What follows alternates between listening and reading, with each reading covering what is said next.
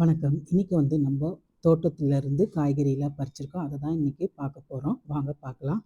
இப்ப நீங்க பார்த்துட்டு இருக்கிறது ஹைபிரிட் புடலங்காய் இது. எங்க ஊர்ல இந்த காய வரிக்காய்ன்னு சொல்லுவாங்க. பொதுவா நான் ஹைபிரிட் காய் வாங்க மாட்டேன். இது என்னுடைய மக வாங்கி வச்சிருந்தாங்க. இந்த கொடி தன்னாலே மரத்து மேல சுத்தி இருந்ததுனால, அதுக்கப்புறம் தான் நான் காயெல்லாம் கண்டுபிடிச்சேன். அப்படியே போயிட்டுருக்கும்போது, மஞ்ச பூசணி நல்லா வளர்ந்துருந்தது செடி. அதில பார்த்துட்டே இருக்கும்போது, ஒரே ஒரு பூ பூத்திருந்து, அதில காய் விட்டிருந்தது. பார்க்கவே ரொம்ப சந்தோஷமா இருந்தது. இது கொஞ்சம் வளர்ந்த உடனே அறுவடை செய்யும்போது கண்டிப்பா உங்களுக்கு வீடியோல காட்டுறேன். அது பக்கத்திலேயே இன்னொன்னும் பிஞ்சு விட்டு இருந்தது. அப்படியே இந்த பக்கம் திரும்புனா மொச்சை பயிர்லாம் கொஞ்சம் காய் விட்டு இருந்தது. இப்ப தான் காயெல்லாம் விட்டு இருக்கு. அதனால நான் பறிக்கல இன்னைக்கு. இவங்களெல்லாம் நான் கீழ இருந்து குனிஞ்சு பார்த்துட்டு இருக்கும்போது, பக்கத்தில பார்த்தீங்கன்னா, கத்திரிக்காயோட நாத்து விட்டு அதில நெறைய காய் காய்ச்சிருந்தது. ரொம்ப சந்தோஷமா ஆயிட்டு. ஏன்னா ரொம்ப நாளுக்கு அப்புறம் நம்மளுக்கு காய்கறி செடிலாம் வளர்ந்து அதில காய் கொடுக்கும்போது, பார்க்கும்போது அளவு கடந்த மகிழ்ச்சியா இருந்தது. இந்த காய் பார்த்தீங்கன்னா, அதிலேயே பழுத்து போயிருந்தது. நோய் அடிச்சு போயிருந்ததுனால, அத நான் எடுக்கல. உங்களுக்காக எடுத்து காட்டுறேன். வெள்ள கத்திரிக்காய் இது. வெள்ள கத்திரிக்காய் பறிச்சு எடுத்துட்டு போனது. மக பார்த்துட்டு, இத நான் சென்னை கொண்டு போறேன்ட்டாங்க. சரி நான் அவங்களுக்கு பறிச்சு குடுத்தாச்சு முதல் காய.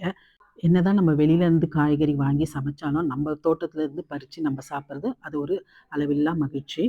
இது டிராகன் செடி. இதோடைய கொடி கட்டி நம்ம 1 வருஷம் ஆகுது. அதோட லிங்க் மேல குடுக்குறேன். அத கண்டிப்பா போய் பாருங்க. அப்படியே தோட்டத்த சுத்தி பார்க்கும்போது, எங்க வீட்டு வாண்டு "வாங்க, வாங்க அங்க ஒரு தர்பூசணி காய் காய்ச்சிருக்கு வந்து பாருங்கன்னு" சொன்னாங்க.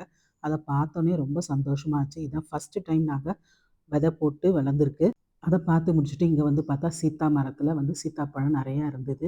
சில இதெல்லாம் காயா இருந்து பழுத்தத மட்டும் நம்ம கொஞ்சம் பறிச்சு எடுத்தாச்சு. வீட்ல 3 மரம் இருந்தாலும் இந்த மரம் கொஞ்சம் நல்லா காய் குடுக்குது. பாருங்க எவ்வளோ பெருசா இருக்குது. இதெல்லாம் எடுத்து முடிச்சுட்டு அங்க கொடியெல்லாம் பார்த்தீங்கன்னா, பீர்த்தங்கா கொடி. பீர்த்தங்கா கொஞ்சம் கொஞ்சம் பிஞ்சு விட்டு இருந்தது. இந்த பூசணிக்காய் செடி முதல்ல போட்டது வளராதுன்னு நெனச்சேன். ஆனா இப்ப நல்லா வளர்ந்து இருக்குது. சரி அத முடிச்சுட்டு வரும்போது வரி காயும் நம்ம கட் பண்ணி எடுத்தாச்சு. இந்த காய பார்த்தோனே எனக்கு பஞ்சு மரத்தோட காய் தான் ஞாபகம் வந்தது. அந்த சைஸுக்கு தாங்க இருந்தது. காயெல்லாம் பறிச்சுட்டு கொஞ்சம் சிலோன் பசலைக்கீரைய பறிச்சு எடுத்தாச்சு. இது பருப்பு போட்டு செய்தோம்னா குழந்தைங்க எல்லாம் ரொம்ப விரும்பி சாப்பிடுறாங்க. இந்த கீரை எப்பவுமே எங்க தோட்டத்துல நெறஞ்சு இருக்குங்க. ஒரு கிளை வச்சாலே நெறைய படர்ந்து வந்துரும் தன்னால. காயெல்லாம் பறிச்சுட்டு வந்துட்டு இருக்கும்போது, எப்பவுமே கார்டன ஒரு ரவுண்டு சுத்துவேன். என்னென்ன செடிலாம் எப்படி இருக்கு? மரம்லாம் எப்படி இருக்கு? அன்னைக்கு திடீர்னு பார்க்கும்போது, பெரிய எலந்தப்பழம் காய் காய்ச்சிருந்தது. இந்த வருஷம் தான் காய்க்குது. 8 வருஷம் ஆகுது இந்த மரம் வச்சு. எப்பவுமே பூ பூக்கும். அப்படியே நெறைய உதிர்ந்துரும். இத பார்த்தோனே ரொம்ப சந்தோஷமா இருந்தது. பக்கத்திலேயே வாட்டர் ஆப்பிள் இருந்தது. அந்த மரத்தையும் பார்த்துட்டு, பக்கத்தில அரைநெல்லிக்காய் மரம் இருந்தது. இது பட்டு போயிருந்தது. எப்படியோ கஷ்டப்பட்டு உருவாக்கி வச்சிருக்கேன் நாங்க. சரி கைக்கு மருதாணி வேணுன்ட்டு கொஞ்சம் மருதாணி இலையும் பறிச்சாச்சு.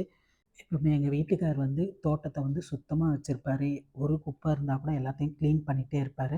அப்புறம் வீட்டுக்குள்ள வந்த உடனே முழு நெல்லிக்காய் மரம் இருந்தது. அந்த மரத்துல இருந்தும் நம்ம காய் நெறைய காய்ச்சிருந்தது இந்த வருஷம். அதையும் நம்ம பறிச்சாச்சு. இன்னைக்கு நம்ம ஒரு சின்ன அறுவடை பண்ணாலும், நமக்கு மனசுக்கு ரொம்ப மகிழ்ச்சியா இருந்தது. நெல்லிக்காய் ஒரு 2 கிலோவுக்கு மேல வந்தது. எங்க வீடியோ பிடிச்சா லைக், ஷேர் அண்ட் கமெண்ட் பண்ணுங்க. மீண்டும் சந்திப்போம்.